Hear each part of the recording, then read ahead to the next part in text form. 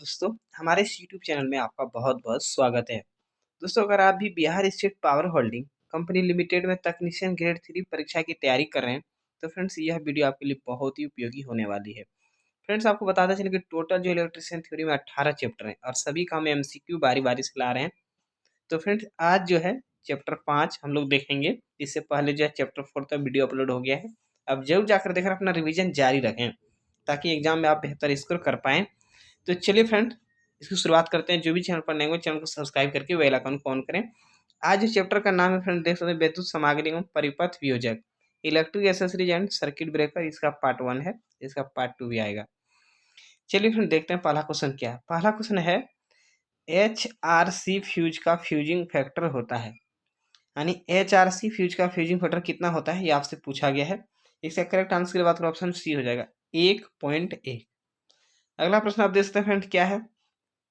प्रश्न है 2 नंबर, निम्नलिखित चिन्ह क्या दर्शाता है, यानी ये जो दिया गया फ्रेंड, ये किस चीज को दर्शाता है, यही आपसे पूछा गया है। 4 ऑप्शन दिया गया, आप देख सकते हैं फ्रेंड। 4 ऑप्शन में क्या है। पहला ऑप्शन है टावर। ऑप्शन पढ़ के नहीं सुनाएंगे, ज़्यादा वीडियो लंबी हो जाएगी। इसका करेक्ट आंसर हम बात करें फ्रेंड, इसका सी हो जाएगा, जो है कार्टिस फ्यूज। ये जो है फ्रेंड, ये सिंबल आप जो देख रहे हैं, ये कार्टिस फ्यूज का सिंबल है। चलिए अगले क्वेश्चन की बात करते हैं। अगला क्वेश्चन 3 नंबर दे सकते हैं, एक परिपथ फ्यूज एवं तापीय अतिभार रिले द्वारा संरक्षित होता है, शॉर्ट सर्किट दोष की दशा में क्या होगा, ये आपसे पूछा गया फ्रेंड। इसका ऑप्शन ए हो जाएगा सही, फ्यूज पहले प्रचालित होगा, यही इसका करेक्ट आंसर हो जाएगा। अगला देख सकते प्रश्न जो है 4 नंबर, HRC फ्यूज में विच्छेद और अंतिम धारा शून्य के बीच का समय होता है, यानी विच्छेद और अंतिम जो है धारा शून्य के बीच का समय होता है फ्रेंड, उसको क्या कहते हैं। इसका करेक्ट आंसर की बात करें, ऑप्शन ए हो जाएगा, आर्कन काल उसको कहते हैं। अगला प्रश्न देख सकते हैं 5 नंबर है, बंद अति धारा बंद अति धारा बचाव द्वारा परिपथ के लिए केबिल में आवश्यक धारा प्राप्त करने के लिए सामान्य धारा वहन क्षमता के रेटिंग फैक्टर का गुणांक होना चाहिए, जो निम्न होता है। तो इसका करेक्ट आंसर की बात करें फ्रेंड्स, तो इसका ऑप्शन ए हो जाएगा सही, 0.81। अगला प्रश्न देख सकते हैं क्या फ्रेंड, 6 नंबर प्रश्न है, यद्यपि किसी विद्युत प्रतिष्ठान का ICDP स्विच बंद अवस्था में है, तो भी स्विच से संयोजित भार सामान्य रूप से कार्य कर रहा है, इसका कारण क्या है, यानी इसका कारण पूछा गया है। बंद स्विच बंद रहने के बाद भी जो है धारा संयोजित भार कार्य कर रहा है, तो इसका करेक्ट आंसर बात ऑप्शन ए हो जाएगा सही फ्रेंड, स्विच में एल व ई के बीच भूदोष। अगला देख सकते हैं फ्रेंड क्या है।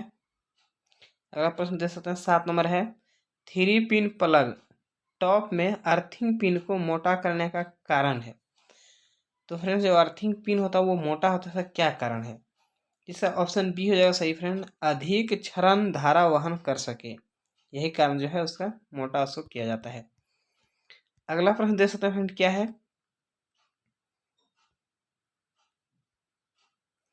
प्रश्न आप देख सकते हैं फ्रेंड कि 3 फेज लाइन में परिपथ को ऑन ऑफ करने के लिए सामान्यतः प्रयोग किया जाने वाला स्विच है, यानी 3 फेज लाइन में जो है ऑन ऑफ करने वाला सामान्यतः जो है प्रयोग वाला स्विच आपसे पूछा गया है। इसका करेक्ट आंसर ऑप्शन ए हो जाएगा, ICTP स्विच। अगला प्रश्न आप देख सकते हैं क्या है। 9 नंबर प्रश्न है, लघुरूप परिपथ वियोजक का प्रयोग आवश्यक है, तो क्या कहाँ इसका जो है फ्रेंड आवश्यक है। इसका करेक्ट आंसर बात करें, ऑप्शन सी हो जाएगा, भवन के प्रत्येक कक्ष की वायरिंग में। अगला प्रश्न आप देख सकते हैं फ्रेंड क्या है। अगला प्रश्न 10 नंबर, 3 पिन वाले प्लग में तीसरी पिन किस लिए प्रदान की जाती है, तो तीसरी पिन की बात की जा रही है फ्रेंड। इसका करेक्ट आंसर ऑप्शन बी हो जाएगा, भू संपर्कन प्रदान करने के लिए, यानी अर्थिंग के लिए। अगला प्रश्न आप देख सकते हैं फ्रेंड 11 नंबर है, 15 एम्पियर की क्षमता का कौन सा आउटलेट संयोजित किया जाता है, इसका करेक्ट आंसर हो जाएगा ऑप्शन सी, DP स्विच के द्वारा। अगला प्रश्न आप देख सकते हैं क्या है। 12 नंबर प्रश्न है, किसी सर्किट में थर्मोस्टेट स्विच का उपयोग करने का उद्देश्य क्या है, तो किसी सर्किट में थर्मोस्टेट स्विच का उपयोग करने का उद्देश्य क्या है। तो 4 ऑप्शन दिए गए फ्रेंड्स। इसका करेक्ट आंसर की बात करें ऑप्शन बी हो जाएगा सही, तापमान नियंत्रित करना। यानी जो है थर्मो स्टेट जो स्विच है इसका उपयोग क्या होता है, तापमान नियंत्रित करने के लिए। अगला प्रश्न 13 नंबर दे सकते हैं, स्विचों को डैश एसेसरीज के रूप में वर्गीकृत किया गया है। तो क्या हो जाएगा इसका करेक्ट आंसर, ऑप्शन डी हो जाएगा, कंट्रोलिंग। यानी स्विचों को कंट्रोलिंग एसेसरीज के रूप में वर्गीकृत किया गया। अगला प्रश्न आप देख सकते हैं क्या है, 14 नंबर प्रश्न है, निम्नलिखित में से किस धातु का फ्यूज तार में उपयोग नहीं होता है। तो फ्रेंड्स इसका करेक्ट आंसर की बात करें ऑप्शन डी हो जाएगा, यानी फ्यूज के लिए हम लोग स्टेनलेस स्टील का प्रयोग नहीं करते हैं, बाकी एल्युमिनियम, तांबा, लेड ये होता है। अगला प्रश्न की बात करें हम देख सकते हैं 15 नंबर है, इंसुलेशन परीक्षण के लिए किस धारा का प्रयोग किया जाता है। यानी इंसुलेशन परीक्षण के लिए मोस्ट वीवीआई प्रश्न है फ्रेंड। इसका करेक्ट आंसर की बात करें ऑप्शन सी हो जाएगा, दिश धारा, यानी डायरेक्ट करंट के लिए जो होता है। अगला प्रश्न आप देख सकते हैं क्या है, 16 नंबर, चुंबकीय अतिभार रिले को तापीय अतिभार रिले के द्वारा किस प्रकार तुलना की जाती है। इसका करेक्ट आंसर ऑप्शन डी हो जाएगा, धीमा, यानी सोलो। अगला प्रश्न आप देख सकते हैं क्या है फ्रेंड, 17 नंबर प्रश्न है, एमपीसीबी का पूरा नाम क्या है। फुल फॉर्म पूछा गया है, एमपीसीबी का फुल फॉर्म क्या होगा। इसका करेक्ट ऑप्शन सी हो जाएगा सही, मोटर प्रोटेक्शन सर्किट ब्रेकर। अगला प्रश्न देख सकते हैं फ्रेंड्स, 18वां प्रश्न है, स्विचों को डैश एसेसरीज के रूप में वर्गीकृत किया गया है। सेम अभी ऊपर ही हमने प्रश्न देखा फ्रेंड, इसका आंसर कंट्रोलिंग हो जाएगा, ऑप्शन ए हो जाएगा सही। अगला प्रश्न आप देख सकते हैं क्या है, 19वां प्रश्न है, प्रगलन घटक हमेशा होना चाहिए। तो क्या हमेशा होना चाहिए प्रगलन घटक, इसका ऑप्शन बी हो जाएगा सही, एक से अधिक होना चाहिए। अगला प्रश्न आप देख सकते हैं 20वां प्रश्न है, सुरक्षा उपकरण के तौर पर इनमें से किसको प्रयोग में लाते हैं। तो सुरक्षा उपकरण की जब बात हो रही है फ्रेंड्स, तो इसका करेक्ट आंसर ऑप्शन बी हो जाएगा। इसका सभी विकल्प सही हो जाएंगे, फ्यूज का भी हम लोग प्रयोग करते हैं, रिलेस का भी प्रयोग करते हैं, एमसीबी तो होता ही है। अगला प्रश्न आप देख सकते हैं फ्रेंड क्या है, 21वां प्रश्न है, 1.5 टी कंडीशनर के लिए किस सर्किट ब्रेकर का उपयोग किया जाता है। तो किस सर्किट ब्रेकर का उपयोग होगा फ्रेंड, इसका करेक्ट आंसर बात करें ऑप्शन बी हो जाएगा सही, 20 एम्पियर।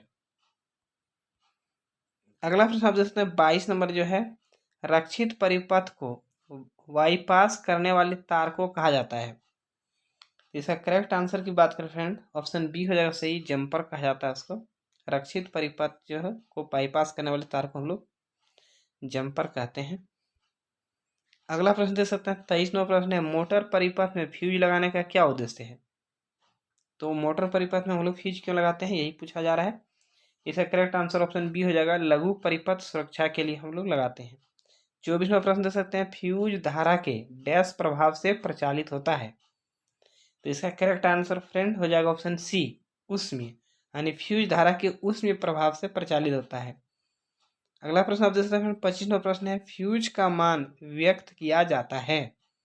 तो फ्यूज का मान हम लोग किस चीज में व्यक्त करते हैं। इसका करेक्ट आंसर बात करें ऑप्शन बी हो जाएगा सही, धारा में। अगला प्रश्न देख सकते हैं फ्रेंड क्या है, 26वां प्रश्न है, डीसी मोटर या डीसी परिपथों के लिए एमसीबी किस रंग की नॉब वाली होते हैं। यानी एमसीबी का जो है रंग पूछा जा रहा है। तो इसका करेक्ट आंसर की बात करें फ्रेंड ऑप्शन सी हो जाएगा सही, काले रंग की नॉब वाली एमसीबी का हम लोग प्रयोग करते हैं। अगला प्रश्न देख सकते हैं 27 नंबर, रेलवे में सामान्यतः डैश प्रयुक्त किए जाते हैं। अब रेलवे में पूछा जा रहा है फ्रेंड, तो क्या प्रयुक्त किया जाते हैं, प्रयुक्त किए जाते हैं। इसका ऑप्शन ए हो जाएगा सही, एयर ब्रेक परिपथ वियोजक, एयर ब्रेक। अगला प्रश्न दे सकते हैं क्या है 28, निम्न में से किस परिपथ भंजकों में उच्च विश्वसनीयता व नगण्य देखरेख होती है।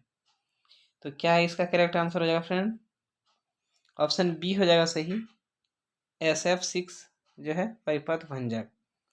29वां प्रश्न दे सकते हैं, बिजली के झटके से बचने के लिए सुरक्षा के अंतिम उपाय की व्यवस्था सर्किट के बिजली आपूर्ति पक्ष के बजाय स्वयं उपकरण पर की जा सकती है। इस सुरक्षा को क्या कहा जाता है।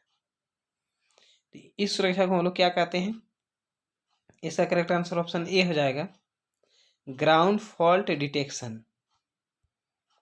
अगला प्रश्न देख सकते हैं फ्रेंड क्या है, 30वां प्रश्न है, देख सकते हैं बुखोल्ज रिले एक डैश संचालित रिले है। तो क्या इसका करेक्ट आंसर हो जाएगा? ऑप्शन बी हो जाएगा सही, गैस। यानी बुखोल्ज रिले जो है गैस संचालित रिले हैं। चलिए फिर अगला प्रश्न देखते हैं क्या है।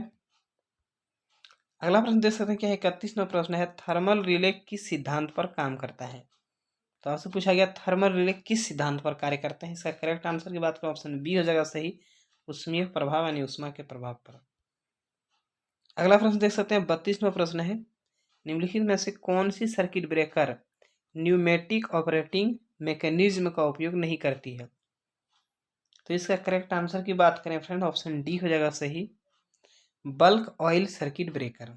अगला प्रश्न देख सकते हैं 33 नंबर है, घरेलू वायरिंग और छोटी इकाइयों के लिए सुरक्षा उपाय हेतु निम्न में से किसका इस्तेमाल किया जाना चाहिए?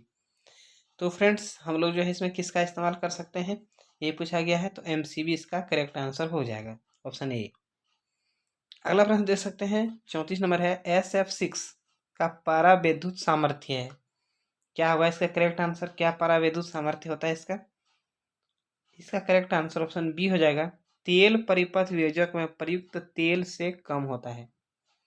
अगला प्रश्न देख सकते हैं 35 नंबर प्रश्न है, क्या प्रश्न है, मोटर परिपथ में फ्यूज क्या प्रदान करता है? मोटर परिपथ में जो है फ्यूज क्या प्रदान करता है? तो इसका करेक्ट आंसर की बात करें फ्रेंड, ऑप्शन बी हो जाएगा सही, लघु परिपथ संरक्षण। इसका ऊपर में भी अभी आया था क्वेश्चन। 36वां प्रश्न देख सकते हैं, डीले फ्यूज किसी सुरक्षा के लिए प्रयुक्त की जाते हैं? तो ये डीले फ्यूज जो है किसी सुरक्षा के लिए हम लोग प्रयुक्त किए जाते हैं, प्रयोग करते हैं। इसका करेक्ट आंसर की बात करें ऑप्शन सी हो जाएगा सही फ्रेंड, मोटर्स और ट्रांसफार्मर।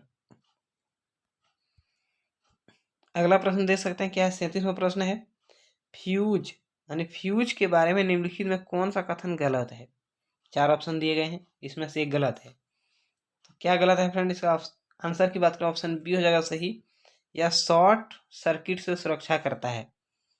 यही जो है फ्रेंड कथन गलत है। बाकी फ्यूज परिवेश के तापमान से स्वतंत्र होता है, केवल सिंगल पोल वर्जन उपलब्ध हैं, यह संवाही पदार्थों की इलेक्ट्रिकल और थर्मल गुणधर्मों पर काम करता है।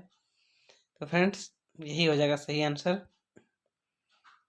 अगला प्रश्न देख सकते हैं 38 नंबर है, 3 से 4 सेकंड तक अपने मान के दोगुने धारा प्रवाह वहन करने में सक्षम फ्यूज डैश होता है, यानी किस तरह के फ्यूज होते हैं फ्रेंड?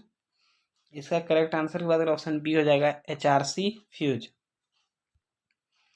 अगला प्रश्न देख सकते हैं 39वां प्रश्न है, इनमें से क्या कम वोल्टेज वाले सिस्टम में ज़्यादा करंट के लिए सबसे किफ़ायती सुरक्षा है? यानी कम वोल्टेज वाले सिस्टम में ज़्यादा करंट के लिए सबसे किफ़ायती सुरक्षा क्या है? इसका करेक्ट आंसर की बात करें ऑप्शन ए हो जाएगा सही, रिवायरेबल फ्यूज, यही हो जाएगा। 40वां प्रश्न दे सकते हैं, HRC फ्यूज में कट ऑफ और फाइनल करंट 0 के बीच के समय को डैश कहा जाता है। तो फ्रेंड्स इसका क्या आंसर हो जाएगा? ऑप्शन बी हो जाएगा, आर्किंग टाइम। अगला प्रश्न देखते हैं फ्रेंड 41वां प्रश्न, ऊष्मा रिले डैश के सिद्धांत पर कार्य करता है। तो ऊष्मा रिले किस सिद्धांत पर कार्य करते हैं? ऑप्शन बी हो जाएगा सही, तापन प्रभाव पर। 42वां प्रश्न देख सकते हैं, किस परिपथ ब्रेकर के कार्य में संपीड़ित वायु की आवश्यकता होती है? यानी वायु की आवश्यकता होती है किस परिपथ ब्रेकर में? तो इसका करेक्ट आंसर की बात करें फ्रेंड, तो इसका ऑप्शन बी हो जाएगा सही, देख सकते हैं ABCB। अगला प्रश्न देख सकते हैं 43 नंबर है, डैश के मामले में घरेलू वायरिंग में एमसीबी सप्लाई ट्रिप कर देता है, यानी किस मामले में जो है ऐसा होता है? तो इसका करेक्ट आंसर ऑप्शन डी हो जाएगा, ओवर करंट। ओवर करंट के मामले में घरेलू वायरिंग में एमसीबी सप्लाई ट्रिप कर देता है। अगला प्रश्न देख सकते हैं 44वां प्रश्न है फ्रेंड, रीवायरेबल फ्यूज वायर के रूप में किस सामग्री का प्रयोग होता है? तो इसका करेक्ट आंसर की बात करें ऑप्शन बी हो जाएगा सही, लेड, यानी जो है तो लेड का प्रयोग होता है रिवाइवल फ्यूज में।